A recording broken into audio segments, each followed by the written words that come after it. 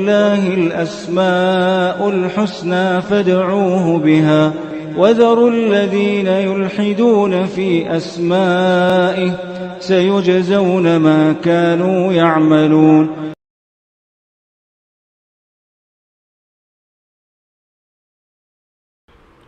بسم اللہ الرحمن الرحیم الحمد للہ رب العالمین وبہ نستعین وصلی اللہ وسلم علی سید الانبیاء والمرسلین وعلی آلہ واصحابہ اجمعین ومن تبعہم بإحسان الی یوم الدین اما بعد.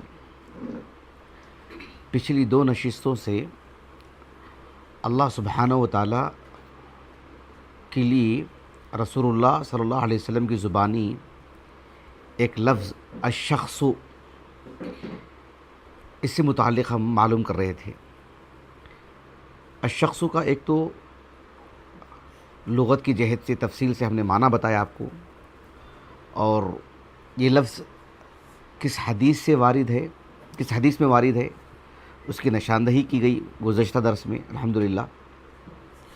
اور یہ جو الشخص کا جو لفظ ہے اللہ سبحانہ و تعالیٰ کے لیے، یہ حدیث جتنے بھی طرق سے ہمیں ملتی ہے، صحیحین کی بات ہو، صحیح بخاری صحیح مسلم کی، یا حدیث کی جو دیگر کتابیں ہیں، متعدد طرق سے جو حدیثیں مل رہی ہے اس میں یہی لفظ ہے. امام بخاری رحمہ اللہ کے پاس بھی یہ لفظ ثابت ہے، بھلے ہی امام بخاری رحمہ اللہ بھی اسی سند سے لائے ہیں جس سند سے امام مسلم اور دیگر ائمہ حدیث لے کر آئے ہیں، لیکن وہ لفظ صحیح بخاری میں یعنی جو مرفوع حدیث ہے اور موصولاً اس میں یہ لفظ ذکر نہیں کیا گیا ہے صحیح بخاری کے حد تک. اب اس پر تفصیلی گفتگو ہو چکی الحمدللہ. اس بنیاد پر ائمہ حدیث نے اللہ سبحانہ و تعالیٰ کے لیے کتاب و سنت میں وارد جو متعدد اللہ رب العالمین کے اسماء حسنہ، اس کے صفات، اس کے افعال اور اللہ سبحانہ و تعالیٰ سے متعلق من باب الاخبار جو باتیں وارد ہیں، اس وسعت میں لفظ الشخص بھی ائمہ حدیث نے ذکر کیا ہے. اس سلسلے میں آپ دیکھو کہ جب ہم نے اس درس کا آغاز کیا تو شیخ علوی بن عبد القادر السقاف حفظہ اللہ تعالی، مختصر سا رسالہ ہے آپ کا، صفات اللہ عز وجل الواردہ فی الکتاب والسنہ، اس میں آپ نے الشخص سے متعلق 3 باتیں کہی ہیں جس کا میں نے اس سے پہلے ذکر کیا ہے. ایک بات آپ نے کہی کہ یجوز اطلاق لفظ الشخص علی اللہ عز وجل، اور دوسری بات آپ نے کہی کہ وہذا اللفظ قد ورد فی صحیح السنہ النبویہ، یعنی اللہ رب العالمین کے لیے یہ لفظ اس کا اطلاق جائز ہے اس لیے کہ یہ لفظ حدیث سے ثابت ہے. اور تیسری بات آپ نے کہی کہ وَمِنْهُمْ مَنْ عَدَّهُ صِفَةً لِلَّهِ عَزَّ وَجَلَّ، بعض اہل علم نے اللہ رب العالمین کی صفات میں اس کو شمار کیا ہے. اس سلسلے میں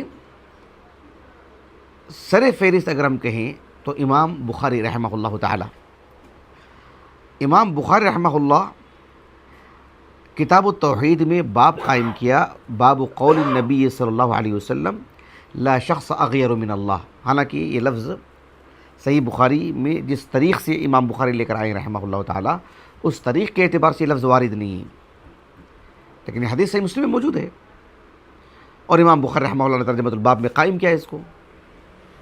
بلکہ امام بخاری رحمہ اللہ نے اس حدیث کو جو مغیرہ بن شعبہ رضی اللہ عنہ سے لے کر آئے ہیں، مغیرہ بن شعبہ رضی اللہ عنہ کے جو تلمیذ اور آپ کے وراد ہیں جو رحمہ اللہ تعالی، ان کے تلمیذ عبد الملک ابن عمیر کے جو تلامذہ ہیں، ان میں سے عبید اللہ ابن عمرو ابن ابی الولید رحمہ اللہ کے طریق سے تعلیقاً یہ روایت لے کر آئے امام بخاری رحمہ اللہ، کہا کہ وقال عبداللہ یعنی عبید اللہ ابن عمرو عن عبد الملک لا شخص اغیر من اللہ. یعنی امام بخاری رحمہ اللہ نے ہر پہلو سے پورے جزم سے اس بات کو ثابت کر رہے ہیں کہ شخص لفظ یہ وارد ہے. تو یہ اللہ رب العالمین کے لیے یہ لفظ وارد ہے. امام بخاری رحمہ اللہ نے ترجمۃ الباب میں کتاب التوحید میں اس بات کو ذکر کیا ہے. ایک بات یہ ہو گئی. اس سلسلے میں آپ دیکھو کہ امام بخاری رحمہ اللہ کے ایک استاذ ہیں، بلکہ امام بخاری رحمہ اللہ کے کبار اساتذہ میں سے، کتب ستہ کے جو مؤلفین ہیں، مقام اور مرتبے کے اعتبار سے بھی امام بخاری بڑے ہیں رحمہ اللہ تعالی، عمر کے اعتبار سے بھی. تو امام بخاری رحمہ اللہ ہی ان سے پڑھے ہیں براہ راست. دیگر کتب ستہ کے مؤلفین کو عمر کی کمی کی وجہ سے، یعنی چھوٹی عمر ہونے کی وجہ سے ان سے نہیں پڑھ پائے. امام بخاری رحمہ اللہ کی بھی وہ بڑے اساتذہ میں سے ہیں. ابو عاصم النبیل رحمہ اللہ تعالی، ان کو جو النبیل کہا گیا ہے وہ بھی دلچسپ واقعہ ہے. کیوں النبیل کہا گیا؟ اب فی الحال میں تفصیل میں نہیں جا سکتا ہوں. تو امام ابو عاصم النبیل جو ہیں رحمہ اللہ تعالی، ان کے پوتے، ان کے جو فرزند ہیں عمرو، ابو عاصم النبیل رحمہ اللہ کے جو فرزند ہیں عمرو، آپ کا نام تو الضحاک تھا، ان کے جو فرزند ہیں عمرو، وہ صرف سنن ابی داؤد میں روایت ملتی ہے ان کی، عمرو کی. ان کے جو فرزند ہیں یعنی ابو عاصم النبیل رحمہ اللہ کے پوتے، احمد نام ہے ان کا، ابو بکر کنیت ہے ابو بکر احمد ابن عمرو ابن ابی عاصم النبیل. تو وہ جو امام ابو بکر احمد ہیں رحمہ اللہ تعالی، ابو عاصم النبیل رحمہ اللہ کے پوتے، ان کی کتاب ہے السنہ. بہت بہت بہت مشہور کتاب، بہت مشہور کتاب. شیخ البانی رحمہ اللہ نے اس کی تحقیق کی، تخریج کی اس کی، اور اس تخریج کا نام ہے ظلال الجنہ فی تخریج السنہ. مجلد ہے ہمارے پاس الحمدللہ. تو اس میں امام ابو بکر احمد ابن عمرو ابن ابی عاصم النبیل رحمہم اللہ اجمعین باب قائم کرتے ہیں کتاب السنہ میں کہ باب ذکر الکلام والصوت والشخص وغیر ذالک، والشخص وغیر ذالک. یعنی ائمہ حدیث کے پاس یہ معروف قضیہ ہے. اللہ سبحانہ وتعالیٰ کے لیے ایک لفظ وارد ہے قرآن مجید میں، احادیث میں، بسند صحیح احادیث میں.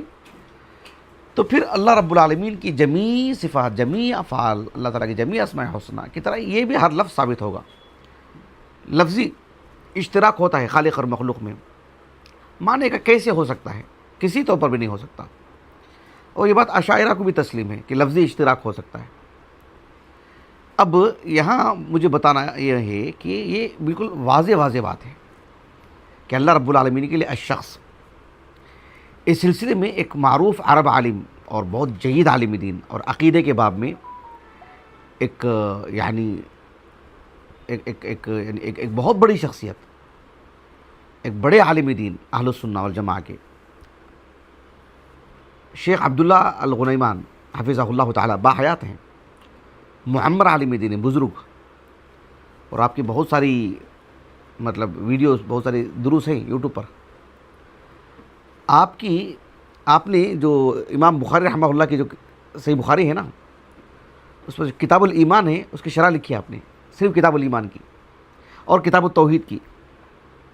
اور درد بتایا کہ امام بخاری رحمہ اللہ ایک سلفی عالم ہے، امام السلفیین ہیں، سلفیوں کے امام ہیں.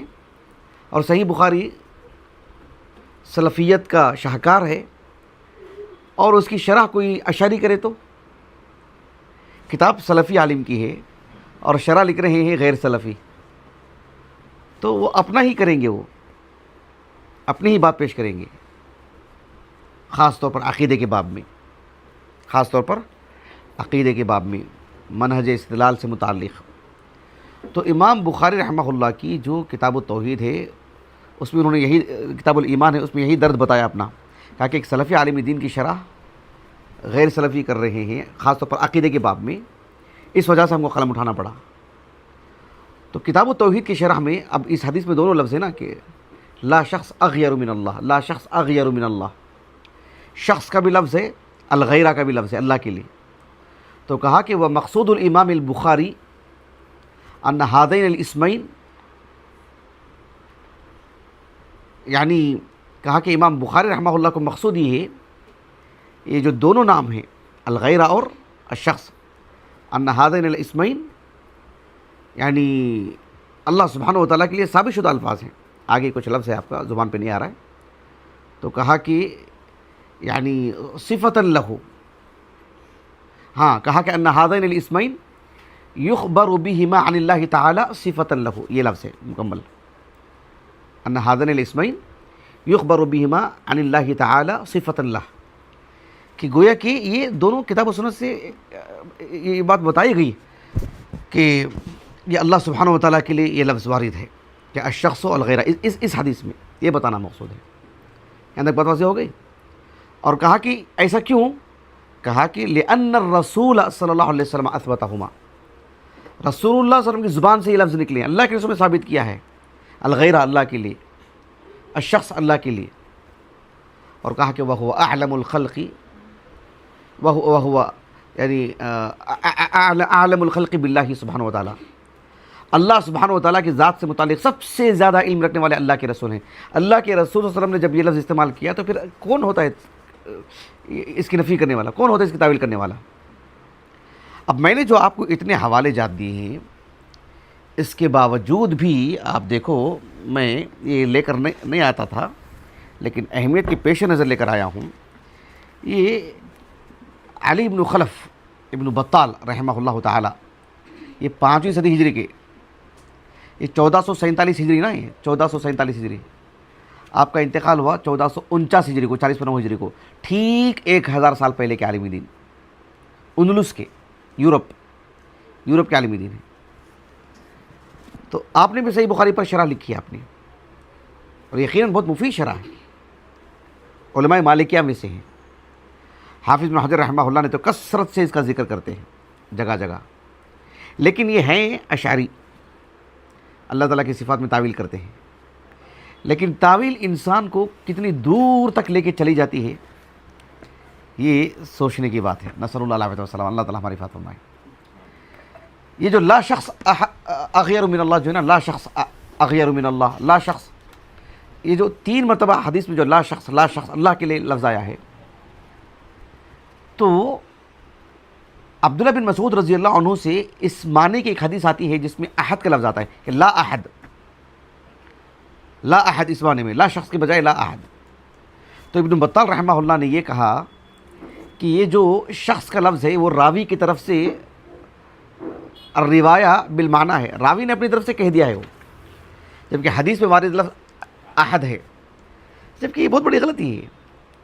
پچھلے درس میں ہم نے حافظ بن حجر اسقلانی رحمہ اللہ کی تحقیق کو سامنے رکھ کر کے متعدد اصحاب علم، حفاظ حدیث کے حوالے سے ہم نے بتایا کہ وہ لا شخصی ہے، لا احد نہیں ہے، لا شخص ہی ہے. یہ ممکن ہے کہ کسی راوی نے لا شخص کے بجائے لا احد کہہ دیا ہو، یہ ممکن ہے. ممکن ہے موسیٰ بن اسماعیل تبوذکی نے یہ لفظ کہا ہو رحمہ اللہ تعالی، امام بخاری جن کی تاریخ سے لے کر آئے ہیں کتاب التوحید میں، ورنہ یہ لا شخص یہ حدیث میں وارد لفظ ہے. لیکن ابن بطال رحمہ اللہ نے ایک تو یہ بات کہہ دیا کہ لا شخص یہ راوی کی طرف سے ذکر کیا ہوا لفظ ہے، ہم معنی مترادف لفظ، احد کے بجائے حدیث میں تو احد کا لفظ ہے. اتنا ہی نہیں، یہ کہہ کر کہ آپ نے حدیث میں شخص کا لفظ نکال ہی دیا. آپ نے شخص کا لفظ باقی تو رکھتے، پھر اپنی بات رکھتے، اپنی تعویل کرتے. دیکھو آپ نے باب ہی میں جو امام بخاری نے جو ترجمۃ الباب قائم کیا، اس میں تو تصرف نہیں کرنا چاہیے تھا، شرح میں کوئی بات لکھ دیتے. امام بخاری رحمہ اللہ نے باب قائم کیا، باب قول النبی صلی اللہ علیہ وسلم لا شخص اغیر من اللہ. کیا کہا امام بخاری رحمہ اللہ نے کتاب توحید میں، لیکن وہ تک بدل دیا آپ نے، کہا کہ باب قول النبی صلی اللہ علیہ وسلم لا احد اغیر من اللہ. دیکھو ابن بطال رحمہ اللہ کی 10 جلدوں میں ہے، جلد نمبر 10، یہ دارالکتب العلمیہ لبنان بیروت سے چھپی ہے یہ. تو اس کی 10ویں جلد ہے، صفحہ نمبر 450 پر 3. پتہ نہیں نسخہ کہاں سے ہوگا، یہ شام علامی میں موجود ہے، PDF میں بھی رہے گا یہ، اور جگہ جگہ سے چھپی ہوگی. لیکن مجھے افسوس یہ ہوا کہ یہ ایک طرح کی جرت تھی، حدیث میں تک آپ نے اس میں لفظ بدل دیا، اور یعنی ایک تعویل کرتے ہوئے اپنی تعویل کو یعنی ثابت کرنے کے لیے. بارک اللہ فیکم. اور امام بخاری رحمہ اللہ نے جو باب قائم کیا اس میں تک تصرف. اسی لیے حافظ بن حجر اسقلانی رحمہ اللہ نے فتح الباری میں، اب یہ دیکھو یہ جو ہے نا باب قول نبی صلی اللہ علیہ وسلم لا شخص اغیر من اللہ، حافظ بن حجر رحمہ اللہ کہتے ہیں کہ کذا لہم، یعنی صحیح بخاری کے جو نسخے ہیں ان سبھی نسخوں میں یہی لفظ ہے کہ باب قول نبی صلی اللہ علیہ وسلم لا شخص اغیر من اللہ، لیکن کہا کہ وواقع عند ابن بطال رحمہ اللہ کی شرح میں بلفظ احد، احد کا لفظ آیا ہے، بدلہ شخص کی بجائے احد کا لفظ آیا ہے. اور ابن حجر نے کہا رحمہ اللہ تعالی وَكَأَنَّهُ مِن تَغْيِيرِ، آپ ہی کا تصرف ہے، آپ نے تصرف کیا. یہ حدیث ہے، اس میں ایسا نہیں ہے، نہ امام بخاری نے ایسا لکھا ہے، نہ صحیح بخاری کے کسی نسخے میں ایسا ہے، بلکہ یہ آپ نے اپنی. حالانکہ ابن حجر رحمہ اللہ تعالی بھی عقدی اعتبار سے صفات کے باب میں تعویل کرتے ہیں، لیکن نصوص میں کبھی چھیڑ چھاڑ نہیں کی ہے، کسی طور پر بھی نہیں.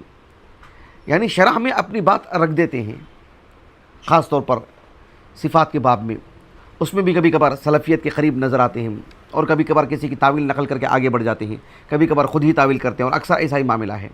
لیکن نصوص میں کبھی بھی ایسا معاملہ اختیار نہیں کیا ہے ابن حجر نے رحمہ اللہ، کبھی بھی نہیں، کوئی مثال نہیں مل سکتی اس کی. ہماری معلومات میں تو اب تک ایسی کوئی مثال نہیں ہے، اللہ تعالیٰ کے فضل و کرم الحمدللہ. نصوص کا مطلب پورا لحاظ رکھتے ہیں، بلکہ علمی امانت داری وہ کوٹ کوٹ کے بھری ابن حجر میں رحمہ اللہ تعالی. ابن بطال رحمہ اللہ یہ جو شرح ہے بے حد مفید، عفو اللہ عنا وعنہ.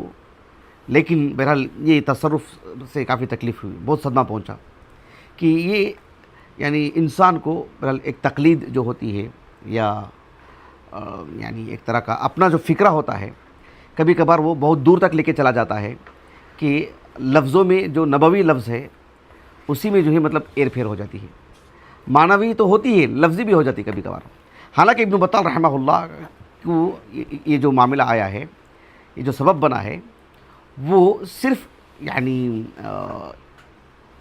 اس بنیاد پر نہیں کہ لفظ احد وارد ہے، بلکہ لفظ احد وارد ہے، اس کے ساتھ ساتھ شخص کا لفظ ایک طرح سے وہ جو آپ کا نقطہ نظر ہے نا، اشعریت، اس چیز نے بھی آپ کو وہاں تک لے کر کے گئی ہے. بلکہ گزشتہ درس اگر آپ نے سنا ہو یا سوشل میڈیا کے ذریعے سے جنہوں نے بھی سنا ہو، ان کو یہ بات اچھی طرح واضح ہو گئی ہوگی کہ لا شخص یہ لفظ حدیث میں وارد ہے، بلکہ سبھی طرق میں یہی لفظ ہے، سبھی طرق میں. ہم نے تو حافظ بن حجر اسقلانی رحمہ اللہ کا نام لے کر کے آپ کی تحقیق پیش کی، لیکن اللہ رب العالمین کے فضل و کرم سے ایک ایک کتاب کھول کے دیکھا میں نے، ایک ایک کتاب کھول کے دیکھا میں نے، سوائے امام ابو بکر الاسماعیلی رحمہ اللہ کی الاستخراج کی، کیونکہ وہ کتاب تو ہے ہی نہیں علمی دنیا میں فی الحال. ورنہ ہر کتاب جتنی میسر ہے سب کھول کے دیکھا ہے میں نے، تو سب میں یہی لفظ موجود ہے. اس کے باوجود بھی اتنی بڑی بات ابن بطال کہہ رہے ہیں رحمہ اللہ تعالی کہ وَأَجْمَعَتِ الْأُمَّةُ عَلَىٰ أَنَّ اللَّهَ لَا يَجُوزُ أَن يُوصَفَ بِأَنَّهُ شَخْصٌ. کہا کہ علماء کا اس بات پر اجماع ہے، اتفاق ہے کہ اللہ کے لیے لفظ شخص سے یعنی متصف نہیں کریں گے. کتنی جسارت ہے، یہ اجماع ہے. اور اجماع کس کا ہوگا؟ اور کہا کہ لِأَنَّ التَّوْقِيفَ لَمْ يَرِدْ بِهِ، کہا کہ حدیث سے لفظ وارد نہیں ہے. ایک تو کہا کہ امت مسلمہ کا اجماع ہے کہ اللہ تعالیٰ کے لیے شخص نہیں کہیں گے، اور دوسری بات کہہ رہے ہیں کہ لِأَنَّ التَّوْقِيفَ لَمْ يَرِدْ بِهِ، نص سے یہ چیز ثابت نہیں ہے، نہ قرآن سے نہ حدیث سے. وقد منعت المجسمہ من اطلاق الشخص علیہ مع قولہم انہ جسم. کہا کہ مجسمہ تک بھی جنہوں نے اللہ تعالیٰ کے لیے جسم کے طور پر ثابت کرتے ہیں، کہا کہ انہوں نے بھی اللہ رب العالمین کے لیے شخص کی نفی کی ہے. اب یہ جو ابن بطال نے کہی رحمہ اللہ تعالی، ان کے اس قول کی تعاقب کی ضرورت تھی. جو شیخ عبداللہ بن محمد الغنیمان حفظہ اللہ تعالی، آپ نے اس حدیث سے متعلق کیا بات کہی ہے دیکھیے. آپ نے کہا کہ ابن بطال رحمہ اللہ کا قول نقل کر کے، ابھی جو میں نے پڑھ کر کے سنایا نا آپ کو، اس قول کو پڑھ کر کے نقل کر کے کہتے ہیں وَهَذِهِ مُجَازَفَةٌ، وَهَذِهِ بس آنکھ بند کر کے تیر لگانا، مطلب بس ایک طرح کی مطلب تخمینی چیز ہے، یہ گمان کی بنیاد پر آپ نے یہ بات کہہ دی. علم و تحقیق اس میں کوئی چیز ہے ہی نہیں. کہا کہ وَهَذِهِ مُجَازَفَةٌ وَدَعْوَى عَارِيَةٌ مِّنَ الدَّلِيلِ. اتنا بڑا دعویٰ کہ اجمعت الامہ، کہا کہ عاریۃ من الدلیل، اتنا بڑا دعویٰ آپ نے کر دیا لیکن اس دعوے کی کوئی دلیل نہیں ہے. کہا کہ فَأَيْنَ هَذَا الْإِجْمَاعُ الْمَزْعُومُ، تو یہ تمہارا من گھڑت جو اجماع ہے کہاں ہے؟ یہ تمہارے اپنے گمان کا ہے معاملہ. فَإِنْ هَذَا الْإِجْمَاعُ الْمَزْعُومُ وَمَنْ قَالَهُ، کس نے کہا یہ بات؟ صحابہ میں سے، تابعین میں سے، تبی تابعین میں سے، ائمہ حدیث میں سے. امام بخاری نے باب قائم کیا، امام ابن ابی عاصم رحمہ اللہ نے باب قائم کیا اور کہا کہ سوى المتأثرین ببدع اہل الکلام کالخطابی وابن فورک وابن بطال عفى اللہ عنا وعنہم، اور کہا کہ آپ کا یہ کہنا کہ لأن التوقيف لم يرد به يبطله ما تقدم من ذکر ثبوت هذا اللفظ عن رسول اللہ صلی اللہ علیہ وسلم بطرق صحیحہ لا مطعن فيها، اور یہ کہنا کہ یہ کتاب و سنت سے ثابت نہیں، یہ تو کتاب و سنت سے ثابت ہے کہ اب پھر اس کو دہرانے کی ضرورت نہیں. اسی لیے یہ جو حدیث جو اس کو ہم نے ابھی پڑھا نا صحیح بخاری صحیح مسلم سے، یہ امام احمد بن حنبل رحمہ اللہ کی مسند میں بھی موجود ہے.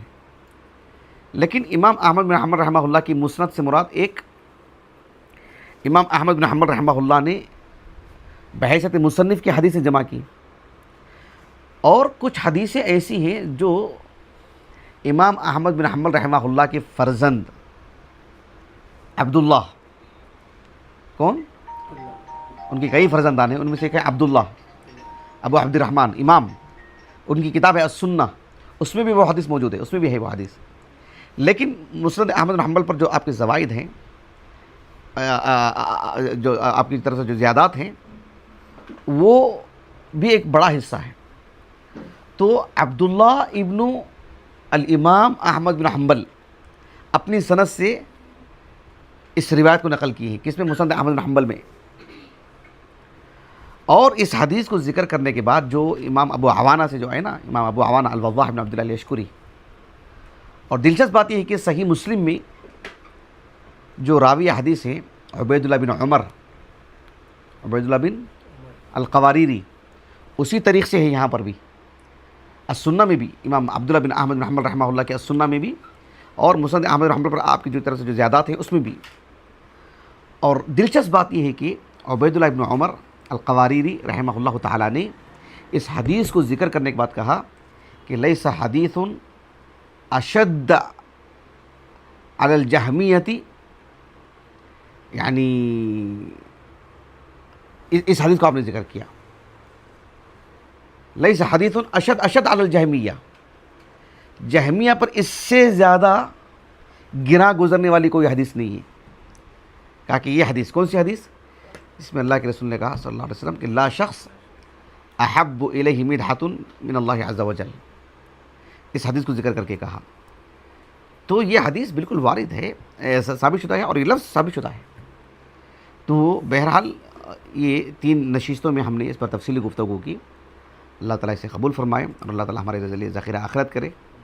اللہ تعالیٰ ہمارے لیے حسن خاتمہ نصیب فرمائے، اور اللہ رب العالمین کی عبادت میں، اللہ تعالیٰ کی توحید میں اللہ تعالیٰ ہماری زندگی کو رکھے، اور اللہ سبحانہ و تعالیٰ کے تعارف میں زندگی گزارنے والا بنائے، کہ ہم اللہ رب العالمین کا تعارف حاصل کریں اور لوگوں کو تعارف دیں، اللہ کے دین کو نشر و اشاعت کریں.